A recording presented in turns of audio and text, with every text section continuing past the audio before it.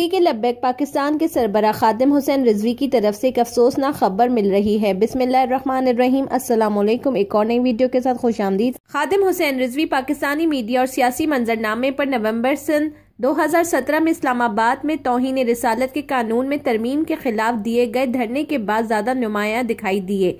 सूबे पंजाब के जिला अटक में सन 1966 में पैदा होने वाले खादिम हुसैन रिजवी इससे कबल सूबे पंजाब के गवर्नर सलमान तासीर को कत्ल करने वाले पुलिस एहलकार मुमताज कादरी की हिमायत में भी काफी सरगर्म रह चुके थे। खादिम हुसैन रिजवी ने जिला जहलम के मदारिस से मजहबी तालीम हासिल की और सियासत में आने से कबल लाहौर में महकमा औकाफ के एक मस्जिद के खतीब भी रह चुके हैं। रिजवी बरहेलवी मकतब फिका से ताल्लुक रखते थे और तौहीन मजहब और पैगम्बर इस्लाम की तौहीन के वाकयात के खिलाफ भी अक्सर एहतजाज करते दिखाई देते थे।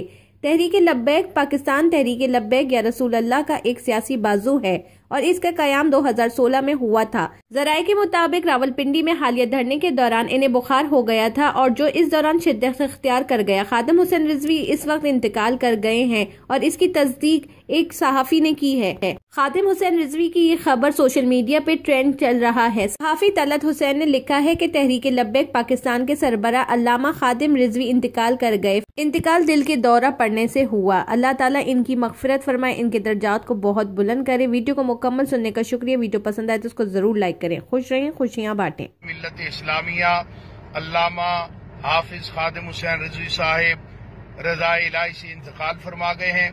आपके दोबारा सांस बहाल होने की जो खबरें चल रही हैं वो बिल्कुल गलत खबरें हैं, वो दुरुस्त नहीं है। आप